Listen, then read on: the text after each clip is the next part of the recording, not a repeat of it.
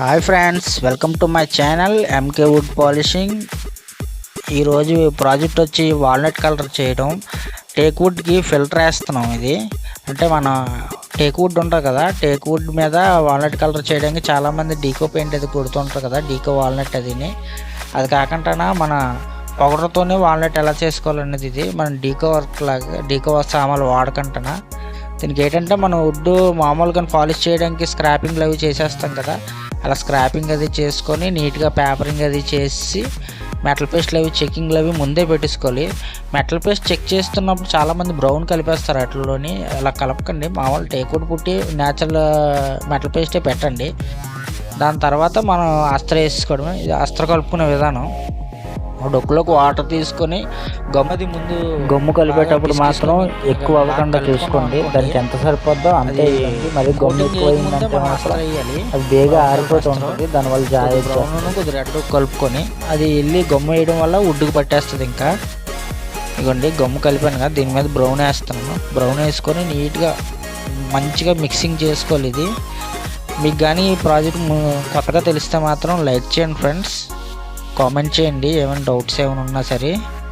ఇది full footage కాదు, half footage. ఇది మీకు అస్త్ర వరకే చూపిస్తున్నాను. ఇది అస్త్ర వేసుకున్న తర్వాత మనం ఫుట్బాల్స్ కోటింగ్ వేసుకున్నట్టే కొద్దిగా అందులో కొద్దిగా సీలర్ వేసుకొని 2 చేతులు ఎక్కిస్తాం అనుకోండి, కలర్ కట్ అవ్వకుండా ఉంటుంది. బాగా నీట్గా మిక్స్ చేసుకున్నాం అనుకోండి, నీట్గా ఉంటుంది, నీట్గా వస్తుంది. ముద్దలు లేకుండా నీట్గా పిసికిసుకొని కలపాలి.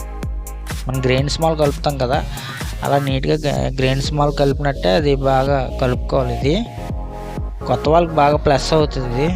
ఇది మన కాటన్ క్లాత్ కొట్టుకొని పాలిష్ ఎక్కించినట్టుగా బొల్లు లేకుండా నీట్గా ఎక్కించుకోవాలి. అది చూసారా, ఎక్కించుకొని దాని మీద పొడిగొడ్డట్టి నీట్గా తుడిసేయాలి. ఎట్టి పరిస్థితుల్లో ముద్దలు అన్నీ ఉండకూడదు, చండాలం కనబడుతుంది. ముద్దలు ఉండకూడదు, జాయింట్లలాగా ఉండకూడదు. నీట్గా ఈ చివరి నుంచి ఆ చివరి వరకు నీట్గా తుడాలి. నీట్గా తుడుచుకున్న తర్వాత దాన్ని పొడి క్లాత్తో తుడుచుకున్న తర్వాత మళ్ళీ ఇంకో క్లాత్తో తుడుచుకోవాలి. అలాగైతే బాగుంటుంది. ఒక క్లాత్ కాకుండా 2 క్లాత్లు పెట్టుకున్నాం అనుకోండి, నీట్గా వస్తుంది. ముద్ద అనేది అసలు ఎట్టి పరిస్థితుల్లో ఉండకూడదు.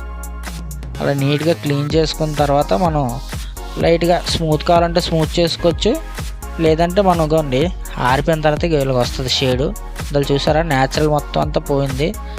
దీని మీద ఇప్పుడు మనం మామూలుగానే సిల్వర్ కోటింగ్ 2 చేతులు ఎక్కించుకొని పుట్టి పెట్టేసుకొని మనం యథావిధిగా పాలిష్ ఎలా చేసుకుంటాం అలా చేసేయడమే. దాని తర్వాత బ్రౌన్ కలర్ టచ్అప్లు ఏమైనా అక్కడక్కడ చిన్న చిన్న టచ్అప్లు ఏమైనా ఉంటే టచ్అప్లు చేసుకోవడమే.